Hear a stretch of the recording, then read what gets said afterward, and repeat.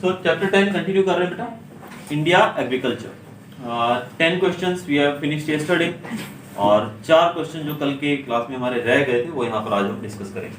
तो first question यहाँ पर 11th वन जो आप देख रहे हैं, role of agriculture in Indian economy, कि एग्रीकल्चर इंडियन इकोनॉमी में किस प्रकार से रोल निभाता है। बिकॉज आप जानते हैं कि India is an agrarian country, Bharat एक एग्रीकल्चरल कंट्री है, यहाँ पर खेती ज्यादा होती है, तो हमारा देश जो है खेती पे ज्यादा डिपेंडेंट है, तो ऑब्वियसली हमारी जो इनकम जो ज्यादा है वो भी खेती से आती होगी। तो यहाँ पर हम देखेंगे कि क्या रोल है एग्रीकल्चर का हमारी इकोनॉमी के अंदर।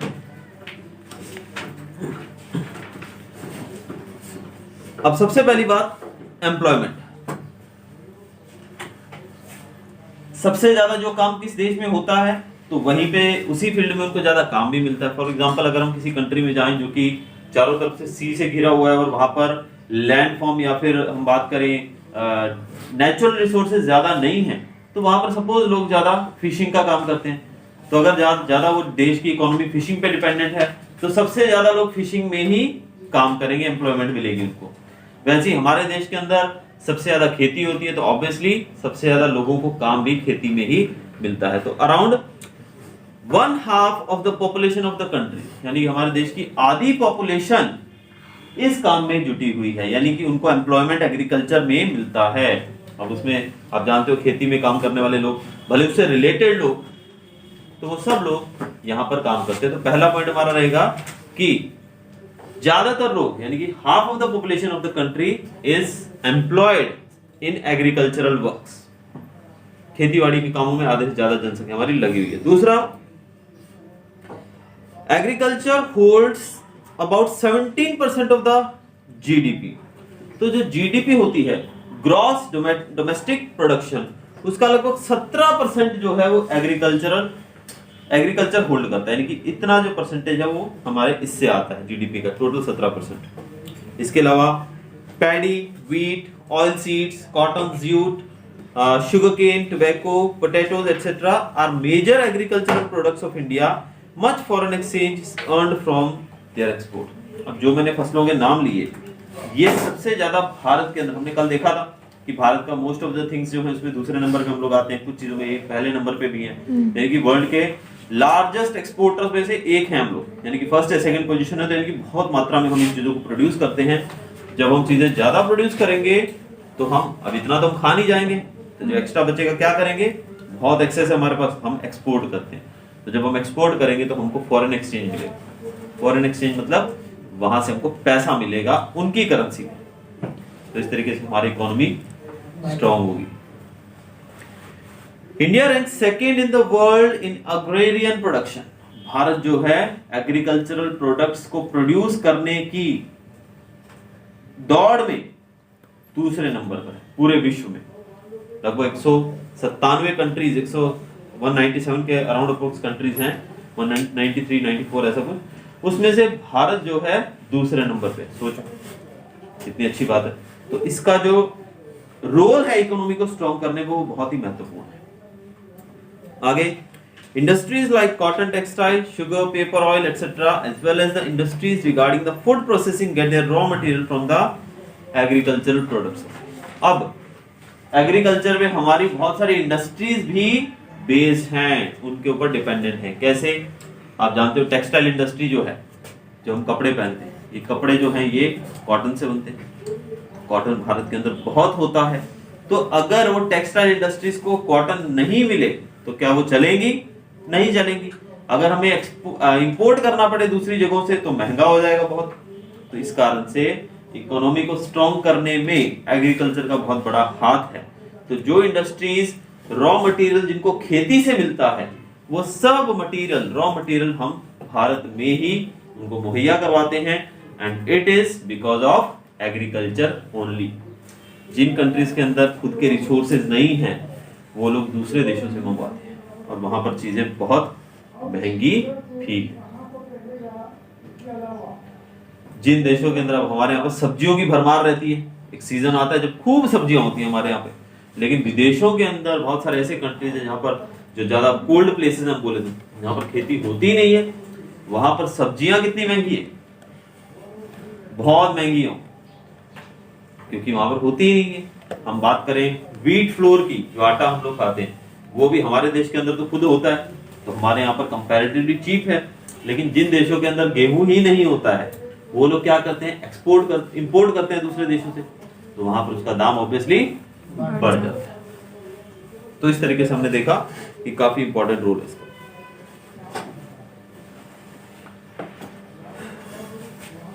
इसके अलावा लास्ट पॉइंट यहां पर दिया गया है कि एग्रीकल्चर जो है उससे लोगों को खाना मिलता है, यानी कि फूड प्रोडक्ट्स, क्योंकि खाने के बिना तो देखो हम जी नहीं सकते, ठीक है, we need food to live, हमें जीने के लिए खाना चाहिए। वो बात दूसरी है कि कुछ लोग खाने के लिए जीते हैं, लेकिन यहां पर हम खाना जो है वो हमें एग्रीकल्चर से मिलता है। तो ये है एग्रीकल्चर का रोल भारत की इकोनॉमी को स्ट्रॉन्ग करने में। हमने देखा बहुत ही ज्यादा महत्वपूर्ण यानी कि इंपॉर्टेंट रोल ये निभाता है। तो नेक्स्ट क्वेश्चन हमारा है impact of globalisation of Indian agriculture. कि जब हमारे यहाँ पर खेती होती है, पहले क्या होता था, अब जब हम आजाद हुए थे, व्हेन वी गॉट फ्रीडम 1947 में बेटा, उस समय हम लोग आत्मनिर्भर नहीं थे, even just in the matter of food grains, यानी कि हमारे पास खाना भी पर्याप्त मात्रा में नहीं होता था बिकॉज ऑफ सम डिजास्टर्स। जैसे बात करें, कभी सूखा पड़ जाता था, ड्रॉट, कभी हैवी रेनफॉल यानी कि फ्लड आ जाता था, जिस कारण से हमारी जो फसलें थी वो बहुत नुकसान होता था हमको, और फसलें खराब तो हमें खाना भूखमरी हो जाती थी देश के अंदर, बहुत लोग मारे जाते थे भूख के कारण। लेकिन आज जो है हम पूरे तरीके से आत्मनिर्भर हैं। आज अगर हर साल डिजास्टर तो अभी भी आते हैं, अभी बहुत जगहों पे रेनफॉल ज्यादा हो जाती है, बाढ़ आ जाती है, तो नष्ट हो जाती है फसलें, हजारों एकड़ में फसलें नष्ट हो जाती है। लेकिन उसके बाद भी हमारे पास इतना ज्यादा स्टोर पड़ा होता है ग्रेन्स की, हम लोग आसानी से टाइम निकाल सकते। तो अब काफी बदलाव आए हैं, लेकिन ग्लोबलाइजेशन होने के बाद खेतीबाड़ी में और ज्यादा बदलाव देखने को मिलते हैं। वो क्या क्या बदलाव हैं, यानी कि ग्लोबलाइजेशन के कारण इंडियन एग्रीकल्चर के ऊपर क्या प्रभाव पड़ा है, वो हम देखेंगे इस क्वेश्चन के अंदर।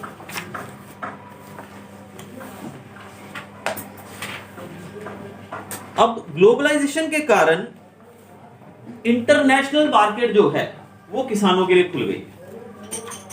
इंटरनेशनल मार्केट किसानों के लिए खुल गई है। Why it is possible? Because of globalisation. Globalisation के कारण, ग्लोबलाइजेशन का मतलब कि पूरा विश्व जो है वो एक दूसरे के नजदीक आ गया, यानी कि यहाँ की चीज हर कंट्री में मिलेगी, दूसरे कंट्रीज की चीज हमारे देश के अंदर भी मिलेगी। पहले क्या होता था, ये चीजें नहीं थी। अब ग्लोबलाइजेशन के कारण हम भारत में बनी चीजें दुनिया के हर एक कोने में पा सकते हैं। समझ रहे हैं आप? तो इस तरीके से आप भारत में बैठे आप बहुत सारे विदेशी प्रोडक्ट्स मंगवा सकते हो, ऑनलाइन शॉपिंग कर सकते हो, बहुत सारे शॉपिंग मॉल्स हैं जहां पर विदेशी ब्रांडेड चीजें मिलती हैं, ठीक है। तो इस प्रकार से ग्लोबलाइजेशन। तो अगर हम एग्रीकल्चर की बात करें तो फार्म प्रोडक्ट्स जो हैं किसान विदेशों में भी जाकर बेच सकते हैं, कि वो मार्केट उनके लिए खुल गया है और उससे प्रॉफिट भी इनको ज्यादा मिलने लगा। First point. नेक्स्ट, बहुत सारे और भी बदलाव हुए हैं।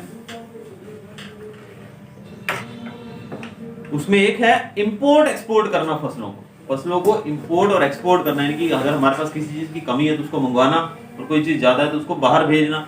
इसमें भी काफी सुविधा, इस प्रोसेस को भी काफी सिंपल कर दिया, काफी सिंपल हो गया है। अब जैसे कि कॉटन, चिलीज एंड तिल, जो हम लोग खाते हैं सर्दियों में, तिल जो होते हैं, ये सब चीजें चाइनीज मार्केट के अंदर भी अब अवेलेबल हैं। और बहुत सारे ऐसे फ्रूट हैं जो कि हम लोग जानते ही नहीं थे पहले, अब वो इंडियन मार्केट में भी अवेलेबल। अब भारत के इवन जो हमारे यहाँ पर आम होते हैं, बहुत कई किस्म के आम होते हैं। इससे रिलेटेड मेरे ख्याल से 5th, 6th, 7th में शायद एक हिंदी का एक पार्ट भी है जिसमें आम के बारे में बताएं। आम की बहुत सारी किस्में होती हैं और भारत में ज्यादातर होती हैं, आम बहुत होता है भारत के अंदर। अब ये आम जो है ज्यादातर आम एक्सपोर्ट किया जाता है, यानी कि यही आम अगर आप यूएस में बैठे हो ना तो वहां भी आपको यही इंडियन आम मिल जाएगा। तो ये क्यों हुआ? Because of globalisation. ग्लोबलाइजेशन के कारण ये पॉसिबल हुआ।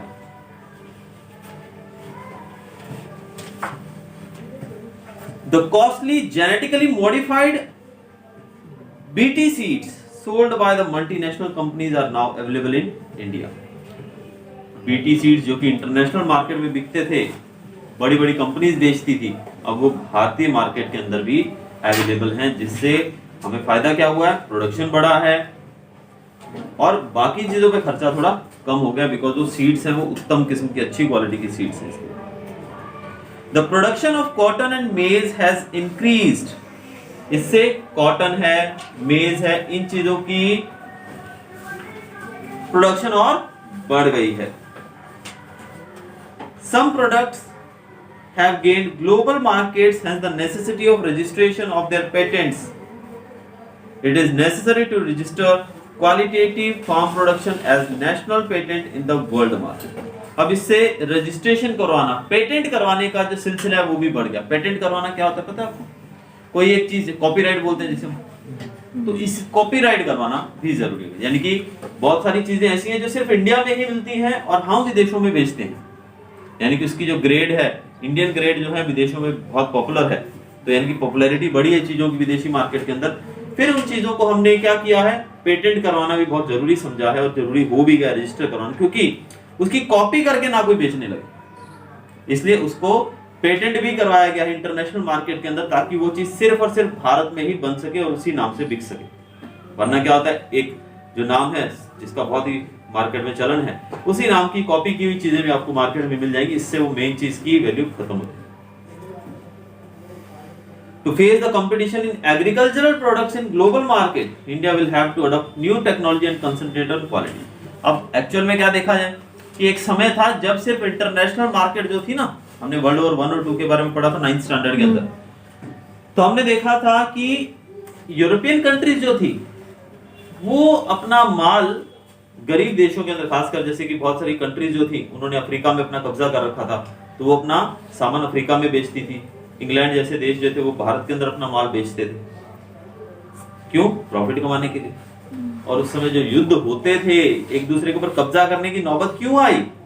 ताकि रॉ मटेरियल लिया जा सके और वहां पर चीजें बेचकर सामान पैसा इकट्ठा किया जा सके। लेकिन उससे हुआ क्या, लड़ाइयां शुरू हो गई, एक देश दूसरे को गुलाम बनाने लगा, फिर अंत में हमारे सामने 2 वर्ल्ड वॉर भी हुए। लेकिन अब वो स्थिति नहीं, माल अब भी बिकता है, एक कंट्री का माल दूसरे कंट्री में बिक रहा है, ठीक है। It is because of this globalisation, ठीक है। तो ग्लोबलाइजेशन जो है इसमें और ज्यादा हमें आगे बढ़ने की जरूरत है अभी भी, क्योंकि हमारी जो क्वालिटी है उस पे हमें कंसंट्रेट करना होगा, सुधारनी होगी क्वालिटी, कंसंट्रेट करना होगा हमारी क्वालिटी के ऊपर, तभी विदेशों में भी हमारा डंका बजेगा। इसके लिए बहुत सारे स्टेप्स हमको उठाने होंगे। तो यहाँ पर आप सिर्फ ग्लोबलाइजेशन के कुछ प्रभाव लिख सकते हो कि किस प्रकार से ग्लोबलाइजेशन ने खेतीबाड़ी के फील्ड में और ज्यादा तरक्की में मदद की है। आगे हम देखेंगे अभी सेकेंड लास्ट क्वेश्चन हमारा, टेक्निकल रिफॉर्म्स। रिफॉर्म्स का मतलब होता है सुधार, या इसको हम बदलाव भी कह सकते हैं, ऐसे बदलाव जो जरूरी हैं, अच्छे हैं। टेक्निकल यानी कि in the field of technology, मैं टेक्नोलॉजी के फील्ड में बात कर रहा हूं, लेकिन एक किस संदर्भ में कर रहा हूं, इट इज अबाउट एग्रीकल्चर, यानी कि एग्रीकल्चर में टेक्नोलॉजिकल रिफॉर्म्स जो हुए हैं उनसे क्या क्या फायदे हुए वो यहां देखेंगे। तो पहला देख रहे हैं,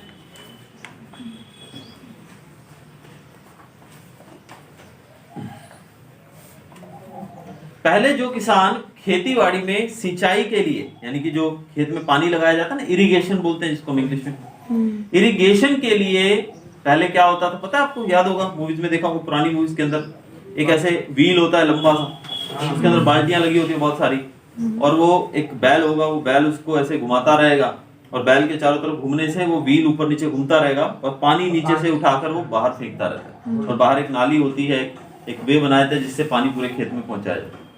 पहले ये सिस्टम। अब बैल थक जाएगा तो क्या करेंगे, किसी के पास बैल नहीं है तो क्या करेंगे, तेरे जैसा व्यक्ति होगा तो खुद डाल लेगा, बाकी सबके बस की बात नहीं।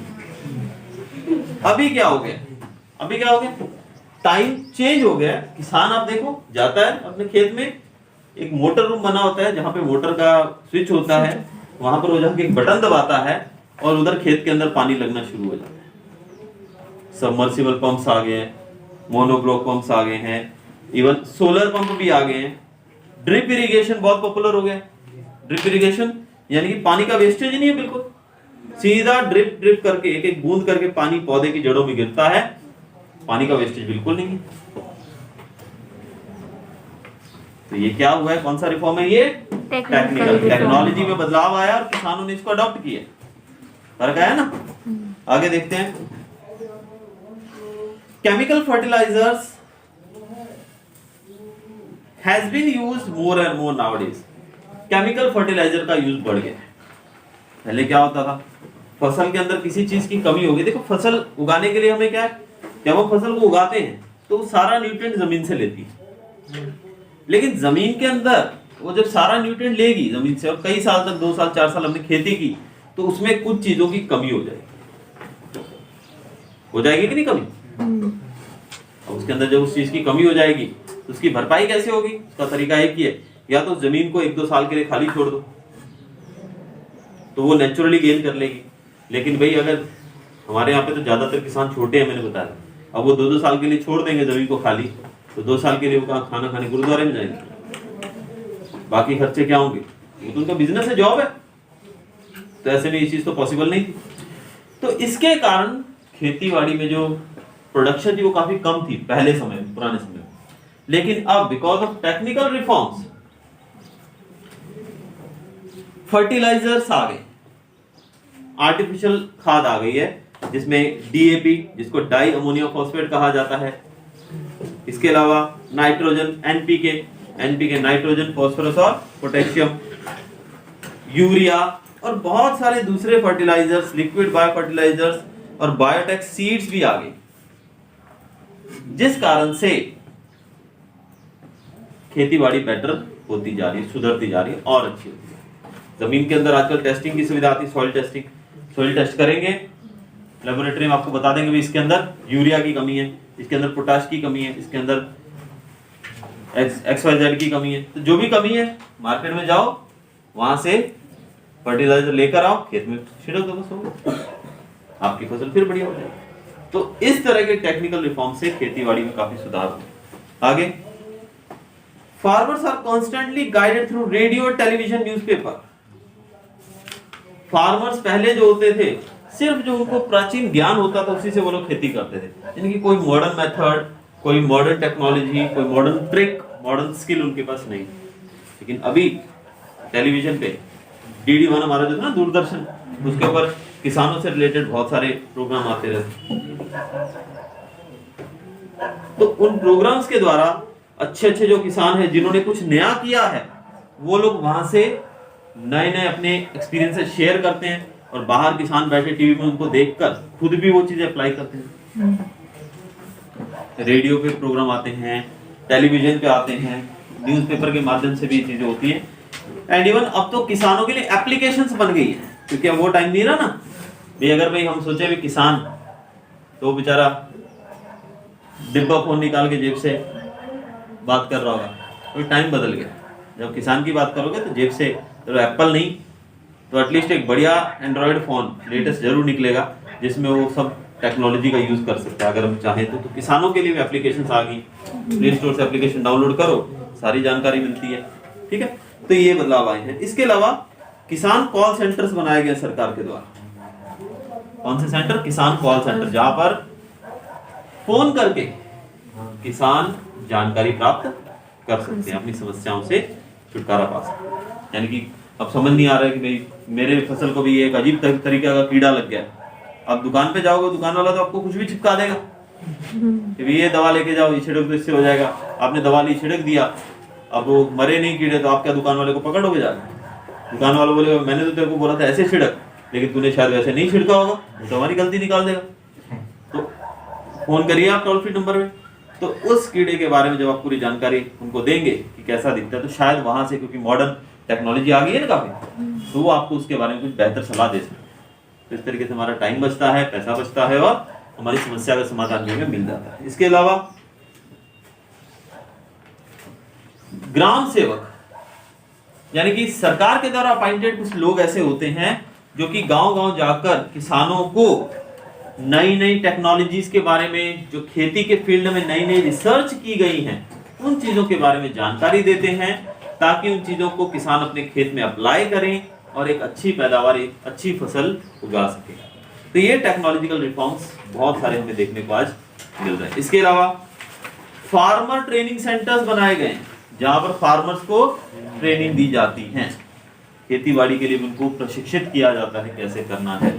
आगे recent information and guidance are provided to the farmers through agricultural fairs in Gujarat।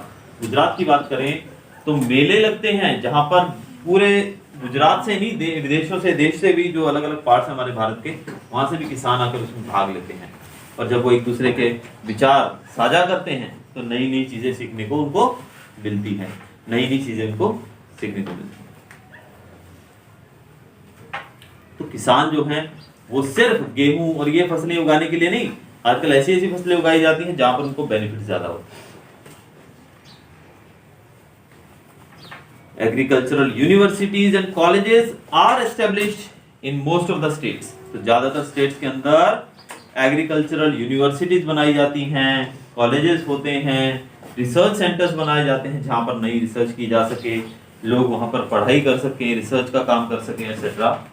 And at last beside these, Indian Council for Agricultural Research ICAR, full form याद रखनी है आपको, Indian council for agricultural research, and DARE, DARE मतलब department of agriculture research and education.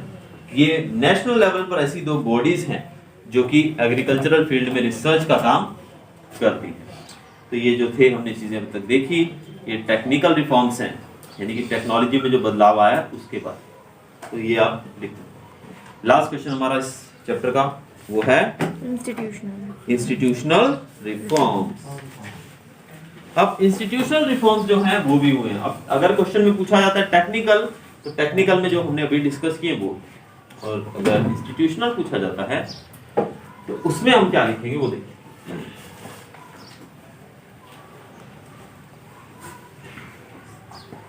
Government has discarded landlordism and stopped the exploitation of farmers। अब landlordism एक समय होता था जब जमींदारी प्रथा चलती थी भारत के अंदर। कौन सी प्रथा थी वो? जमींदारी प्रथा। अब उस चीज को खारिज कर दिया गया है, जमींदार जो प्रथा थी वो सिस्टम था उसको बंद कर दिया गया है। अब एक नया एक्ट चालू हुआ है, लैंड टेनेंसी एक्ट, कि जो व्यक्ति उस खेत में खेती कर रहा है उसका मालिक भी वही। पहले क्या होता था, जमींदार होता था, वो पूरे खेतों का मालिक बोलता था अपने आप को, और वहां पर जो गांव के लोग थे, छोटे किसान, वो वहां खेती वो करते थे और प्रॉफिट सारा वो लेता था। उसको जमींदार साहब कहा जाता था, जो हमारी बहुत सारी पुरानी सीरियल्स मूवीज के अंदर आप देख सकते। तो वो चीज खत्म हो गई। अब आप भले 2 एकड़ जमीन आपकी, आप खेती कर रहे हो, तो you are the owner of that field. तो ये एक अच्छा एक्ट पास किया गया गवर्नमेंट के द्वारा, इंस्टीट्यूशनल रिफॉर्म्स। दूसरा, the disparity among the land owners has been removed by land ceiling act. Land ceiling act भी लाया गया सरकार के द्वारा, जिसमें डिस्पैरिटी यानी कि किसान, पहले कैसा होता था, कोई किसान तो बहुत बड़ा है जिसके पास सैकड़ों एकड़ जमीन है, और कोई बेचारा ऐसा है जो मजदूरी करता है दूसरे खेतों में जाकर। तो इस तरीके से जो इनके बीच में जो अंतर था, जो भेदभाव था, उसको भी सुधारने की कोशिश की गई है। इसके लिए लैंड सीलिंग एक्ट बनाया। ये एक्ट के नाम याद रखने आपको एक दो। देन हम लोग क्या करते हैं, क्रेडिट कार्ड, आजकल बहुत चलन है क्रेडिट कार्ड का, है ना। क्रेडिट कार्ड में सुविधा क्या मिलती है हमको, कि हमारी जेब में पैसे नहीं है ना, तो भी हम शॉपिंग कर सकते हैं, तो भी कोई भी सामान खरीद सकते हैं क्रेडिट कार्ड के द्वारा। अब क्रेडिट कार्ड से हमने सामान तो खरीद लिया, इसकी पेमेंट हमको कुछ दिनों के बाद करनी है। कुछ सुविधाएं तो ऐसी भी होती है कि इंस्टॉलमेंट में पैसे दे दो। किसान क्या करेगा, हम तो चलो टीवी फ्रिज खरीद लिया, कोई और चीज ले ली, एंटरटेनमेंट का साधन है, ऐसी चीजें नहीं। लेकिन किसान के पास क्या है, उसको तो फसल उगानी है, उसकी तो रोजी रोटी है खेती। उसके लिए उसको बहुत सारा पैसा चाहिए खेती करने, पहले जुताई करने के लिए, उसको प्लॉइंग करने के लिए ट्रैक्टर चाहिए, ट्रैक्टर के अंदर फ्यूल बहुत जलता है, फिर उसको बोने के लिए बीज चाहिए अच्छी क्वालिटी का, फिर उसको पानी भी प्रोवाइड करवाना है, मोटर चाहिए उसके खेत के अंदर, बिजली खर्च होती है बहुत, फिर फसल जैसे जैसे बढ़ेगी, कीड़े लग गए, कुछ समस्या आ गई, फिर उसको खाद देनी है, फिर उस पर कोई कीड़ा वीड़ा लग गया तो उसके लिए दवाई छिड़कनी, इंसेक्टिसाइड, पेस्टिसाइड वगैरह। पूरा उसको देखभाल करनी, फिर अंत में जब पक के तैयार होगी फिर काटनी है, फिर मार्केट में बेचनी है। तो ऐसा तो है नहीं कि ये काट दिया और उधर से पैसा आ गया, तो बहुत पैसा मिलता है। सरकार ने किसान क्रेडिट कार्ड की सुविधा शुरू की, किसान क्रेडिट कार्ड, जिसमें किसान जो है उनको भी क्रेडिट कार्ड दिया जाता है, जिसपे वो भी उधार में सामान खरीद सकते हैं और फिर समय के हिसाब से पे कर सकते हैं। किसान क्रेडिट कार्ड की सुविधा दी है। और फाइनेंशियल हेल्प के तौर पे उनको क्रॉप सब्सिडी भी दी जाती है। सब्सिडी समझते ना, अभी प्रेजेंट टाइम में चल रहा है, जैसे गैस पे सब्सिडी मिलती है। घर खरीदो आप तो उस पे लगभग 2,60,000 के करीब 61,000 लगभग सरकार की तरफ से आपको प्रधानमंत्री आवास योजना के अंतर्गत आपको कुछ पैसा सब्सिडी मिलती है। सब्सिडी क्या होती है कि आपने 10 लाख का मकान खरीदा तो आपने 10 लाख रुपए एक बार दे दिए, तो उसके 2-3 महीने का प्रोसेस 1-2 महीने का होता है, उसके बाद वो 2-2.5 लाख रुपए आपको वापस मिल जाए। 2,67,000 समथिंग है, तो ये पैसा आपको वापस मिल जाएगा, इसको सब्सिडी बोलते हैं। तो ये सब्सिडी की सुविधा इंस्टीट्यूशनल रिफॉर्म्स के अंतर्गत किसानों को प्रोवाइड करवाई गई, तो इससे थोड़ा उनको हेल्प मिलती है।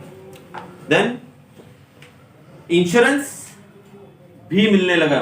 भाई हमारी गाड़ी है, हम इंश्योरेंस करवा के रखते हैं, कहीं गलती से ठुक गई हम तो इंश्योरेंस कंपनी को पकड़ लेते हैं, चल भाई मेरी गाड़ी भी इतना डैमेज हो गया, क्लियर करो। तो अगर 1 लाख का खर्चा हुआ तो शायद 10-20 हजार आपकी जेब से थोड़ा जाएगा, फीस थोड़ा, बाकी 70-80-90,000 राउंड आपको इंश्योरेंस कंपनी दे देगी। लेकिन किसानों का क्या, बेचारे पूरा रिस्क होता है उनका, तो भाई टोटल रिस्क, हम तो बोलते हैं ना 50-50 रिस्क होता है, लेकिन उनका तो 90-10 रिस्क होता है। भाई फसल बो दी मैंने, बारिश हुई ज्यादा हो गई तो भी किसान मर गया, बारिश नहीं हुई तो भी किसान मर गया, बारिश कम हुई तो भी किसान मर गया, यानी कि उसको तो रिस्क ही रिस्क है ना। ऐसे में इंश्योरेंस की जरूरत उनको बहुत ज्यादा। तो prime minister crop insurance scheme चालू की गई है, इसके मुताबिक उनकी फसल का भी इंश्योरेंस होता है। एक अच्छा स्टेप, ये टैक्स इंस्टीट्यूशनल रिफॉर्म्स में आएगा। आगे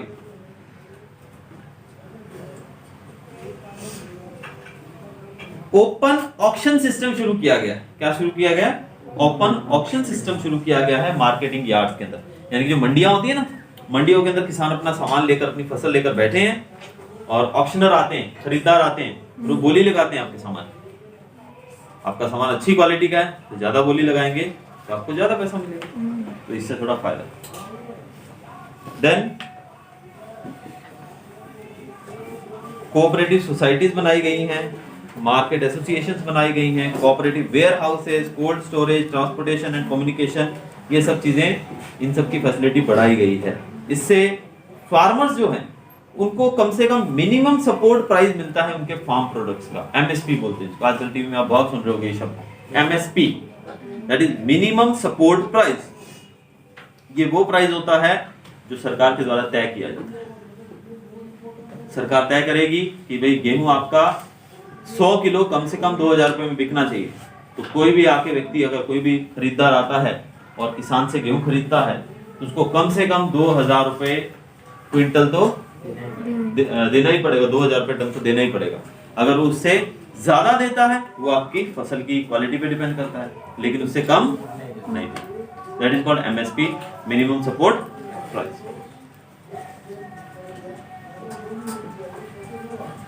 इसके अलावा कुछ और ऑर्गेनाइजेशंस शुरू की गई हैं, जैसे कि national agricultural cooperative marketing federation of India, जिसको NAFED कहा जाता है, फिर GROFED, Gujarat cooperative oil seeds growers federation और national dairy development board NDDB। ये वो हैं जो कि फार्म प्रोडक्ट्स को खरीदने में, बेचने में मदद करते हैं, ताकि वो मिनिमम बेस प्राइस जो है वो किसानों को मिल सके, इसके ऊपर वो काम करते हैं। तो यहाँ पर हमने देखा कि सरकार ने वो बदलाव किए हैं जिससे उनको बेनिफिट मिलता है इन अ डिफरेंट वे। यहाँ पर टेक्नोलॉजी आती है, लेकिन यहाँ पर सरकार के द्वारा बनाई गई पॉलिसीज आती है। दोनों में फर्क देख लेना। Technical word, science and technology, technical यानी कि टेक्नोलॉजिकल डेवलपमेंट, यहाँ पर हमको वो लिखना है। और इंस्टीट्यूशनल रिफॉर्म्स में सरकार के द्वारा स्कीम्स चलाई गई। स्कीम्स में हम बात करें 4-5 चीजें। इंश्योरेंस लागू किया गया है, ठीक है, सब्सिडी दी गई है, किसान क्रेडिट कार्ड चालू किया गया है, और इसके अलावा हम देखें तो टीवी एक्सप्रेस के द्वारा, इसके अलावा नंबर दिया गया है, लैंड सीलिंग एक्ट है, ठीक है, लैंड टीलिंग एक्ट है, लैंड टेनेंसी एक्ट, ये कुछ एक्ट चालू किए गए हैं, ठीक है। फिर एमएसपी का प्राइस दिया गया है। तो 4 से 5 पॉइंट आप आसानी से इसमें लिख सकते हो। तो ये 4 क्वेश्चन और आप ऐड कर लीजिए, तो ये अराउंड 14 क्वेश्चंस आपके यहाँ हो रहे हैं। एंड होपफुली इतना करने के बाद आपको और जरूरत नहीं। Thank you.